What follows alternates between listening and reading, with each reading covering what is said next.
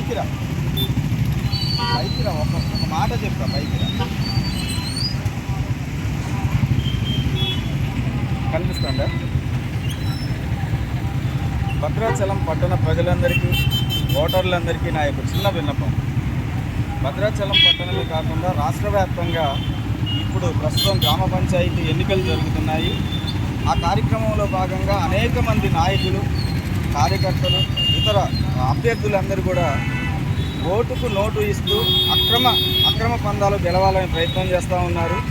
ఓటుకు నోటు అనేది రాజ్యాంగపరమైనటువంటి చట్టపరంగా విరుద్ధంగా ఉన్నది. కానీ వీళ్ళు అధికారం కోసం అనేక తప్పిదాలు చేస్తూ ఓటుకు నోటు ఇస్తూ గెలుస్తున్నారు.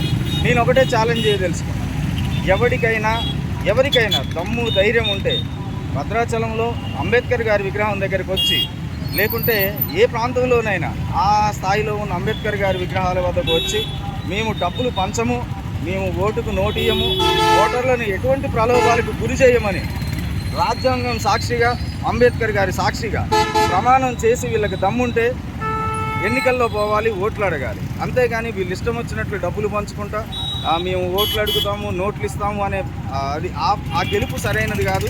ప్రజలు చైతన్యవంతులుగా మారాల్సిన అవసరం ఉంది. ఓటుకు నోటు అమ్ముకోవడం అనేది మన కుటుంబాన్ని అమ్ముకున్నట్లే, మన భవిష్యత్తుని, మన పిల్లల భవిష్యత్తుని అమ్ముకున్నట్లే.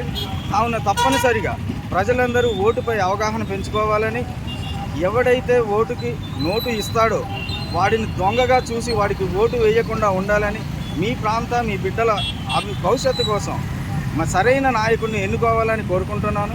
నేను భద్రాచలం పట్టణ గ్రామ పంచాయతీ స్వతంత్ర సర్పంచ్ అభ్యర్థిగా పోటీ చేస్తున్నాను. నేను ఎటువంటి ప్రలోభాలకు కానీ ఇంకోటి కానీ గురి చేయను ఓటర్లని. నేను నోటు పంచను, మందు పంచను. ఎవరు స్వచ్ఛందంగా ఓటు వేస్తే వాళ్ళకి అవకాశం ఇస్తే నేను గెలిచి సేవ చేసుకుంటాను. నా యొక్క బ్యాలెట్ గుర్తు నెంబరు 3వ నెంబరు బ్యాటు గుర్తుగా ఉన్నది.